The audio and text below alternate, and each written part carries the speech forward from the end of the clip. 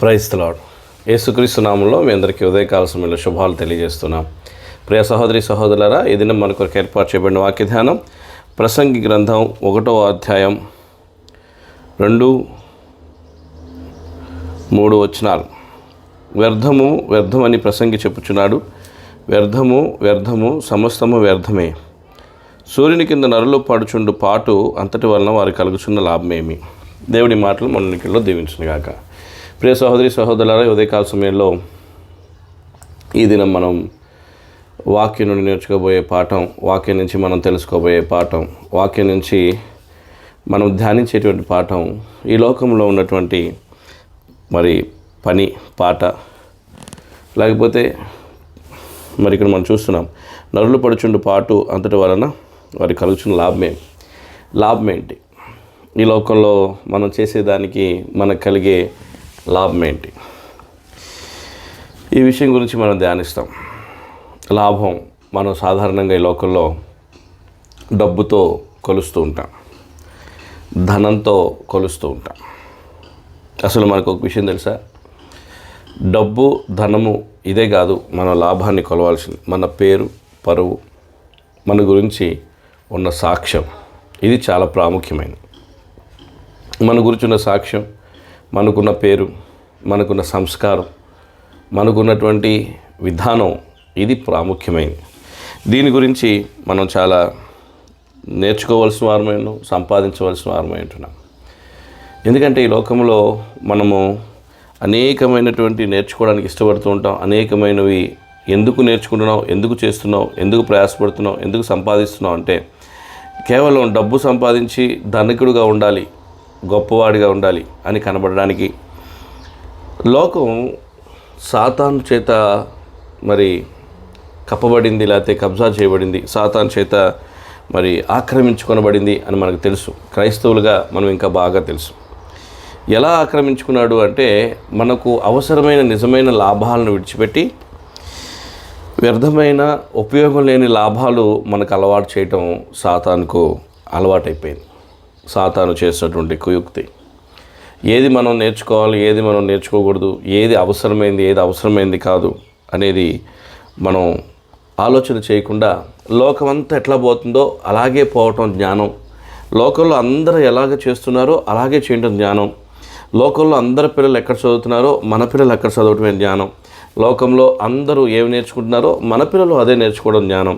లోకంలో తల్లిదండ్రులు అందరూ ఎలా ఉంటున్నారో మనము అలాగ ఉండటమే జ్ఞానం అని అపోహలో క్రైస్తవుడు ఈ ఉదయకాల సమయంలో మరి నేర్చుకోవాల్సిన విషయం అపోహలో బతుకుతున్నాడు. నిజంగా తండ్రులు ఎలా ఉండాలో బైబిల్ చెప్తుంది, పిల్లలు ఎలా పెంచాలో బైబిల్ చెప్తుంది, పిల్లలకి ఏం నేర్పించాలో బైబిల్ చెప్తుంది. కాబట్టి మనం పిల్లలకి చదువు నేర్పిస్తున్నాం కానీ విద్య నేర్పిస్తున్నామా? చదువుకోవడం నేర్పిస్తున్నాం కానీ విద్య నేర్పిస్తున్నామా? చదువు మెదడుకి సంబంధించింది, విద్య మన శరీరానికి సంబంధించింది, మనం చేసేటువంటి పనికి సంబంధించింది. మనం పిల్లలకు చదువే నేర్పిస్తున్నాం కానీ విద్య నేర్పించడంలో ఫెయిల్ అవుతున్నాం అనటంలో ఏమాత్రం అనుమానం లేదు. చదువు వేరు, విద్య వేరు. చదువు బట్టి రాసింది చదివి దాన్ని మరలా గుర్తుపెట్టుకోవటం చదువు. విద్య చేయడం, నువ్వు చేయగలగడం, దానిలో రాణించడం, ఇది విద్య. ఈనాడు ఎడ్యుకేషన్ సిస్టమ్ చూసినప్పుడు ఎంత బాధ అనిపిస్తుందంటే, పిల్లల్ని చదివించడమే గొప్పగా భావించి పిల్లల భవిష్యత్తుని పాడు చేస్తూ వాళ్ళు 25 ఏళ్ళు 30 ఏళ్ళు వచ్చేదాకా, వాళ్ళ యుక్త వయసు దాటిపోయేదాకా వాళ్ళ బ్రతుకుని దొంగిలిస్తున్నాం మనం, వాళ్ళ బాల్యాన్ని దొంగిలిస్తున్నాం మనం. ఇది నేను చెప్పడానికి ఏమాత్రం కూడా మరి భయపడను. కొద్దిగా జ్ఞానంగా ఆలోచించే వారికి మాత్రమే ఈ విషయం అర్థమవుతుంది. వాక్యానుసారంగా ఆలోచించే వారికి మాత్రమే ఈ విషయం అర్థమవుతుంది. విద్య అంటే ఏంటి? వంట చేయటం.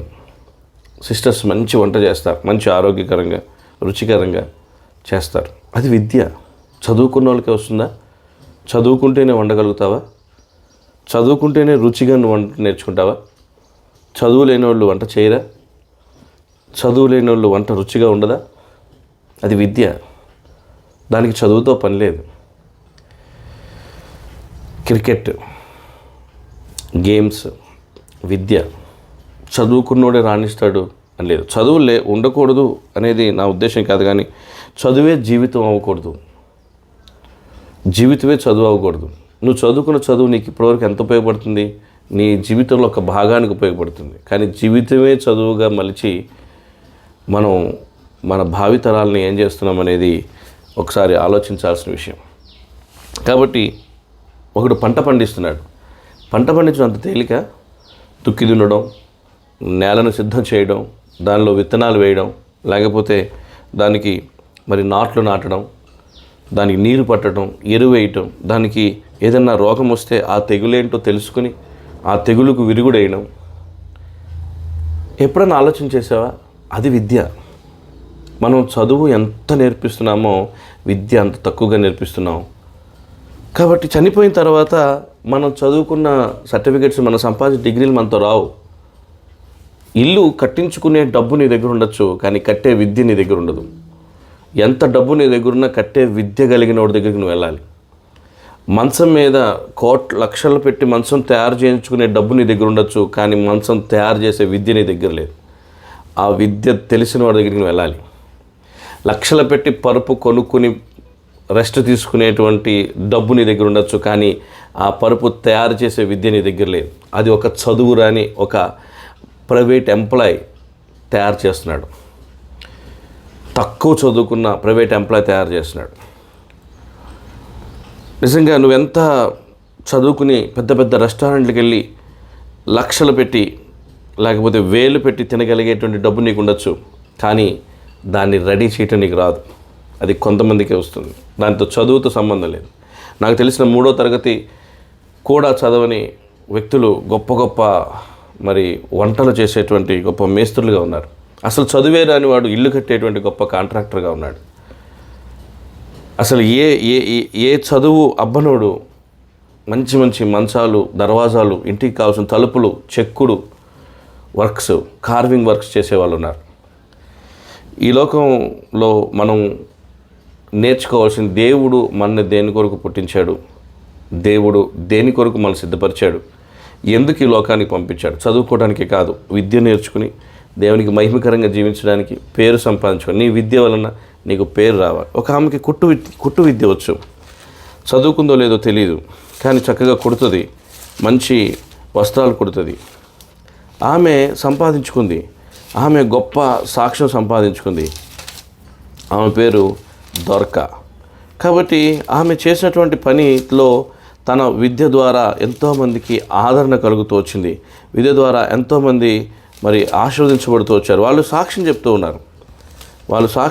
ఉన్నారు, ఈమె చాలా మంచిది, ఈ దొరక చాలా మంచిదని సాక్ష్యం చెప్తున్నారు. 9వ అధ్యాయంలో అపోస్తలుల కార్యంలో 39వ వచనం, పేతురు లేచి వారితో కూడా వెళ్ళి అక్కడ చేరినప్పుడు వారి మేడగదిలో అతన్ని తీసుకుని వచ్చి విధవరాండ్రందరూ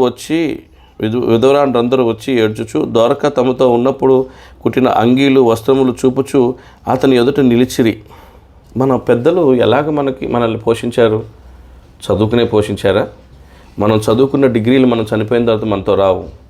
మనం చనిపోయిన తర్వాత మనం కట్టుకున్న ఇళ్ళు మనతో రావు. మనం చనిపోయిన తర్వాత సంపాదించిన లక్షలు మనతో రావు.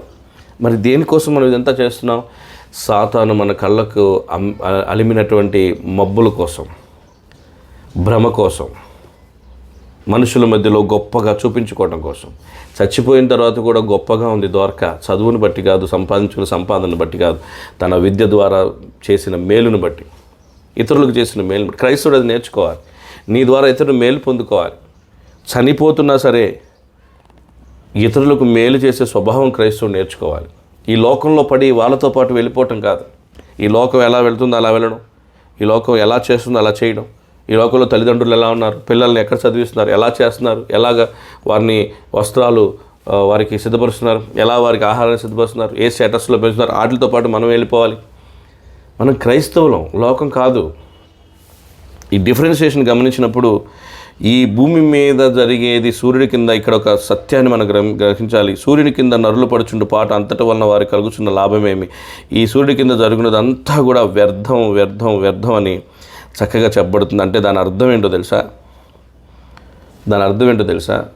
సూర్యుడి కింద జరుగుతుంది వ్యర్థం అని మాత్రమే జ్ఞాని చెప్పగలిగాడు. సూర్యుడి అవతల పరలోక రాజ్యంలో, దేవుని రాజ్యంలో, మహిమ రాజ్యంలో అక్కడ వ్యర్థం కాదు.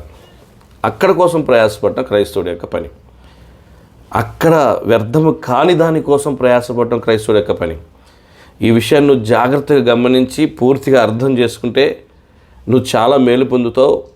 ఈ వ్యర్థమైన దాన్ని విడిచి శాశ్వతమైన రాజ్యంలో ఆనందకరమైన దాన్ని సంపాదించుకుంటావు, శాశ్వతమైన దాన్ని సంపాదించుకుంటావు. కాబట్టి అలాగూ మనం నేర్చుకుందాం. భూమి మీద ఏది నేర్చుకున్నా సరే దానివల్ల నీకు ఆయాసం ప్రయాసమే. 18వ వచనంలో విస్తారమైన జ్ఞానాభ్యాసం చేత విస్తారమైన దుఃఖం కలుగును, అధిక విద్య సంపాదించిన వానికి అధిక శోకం కలుగును.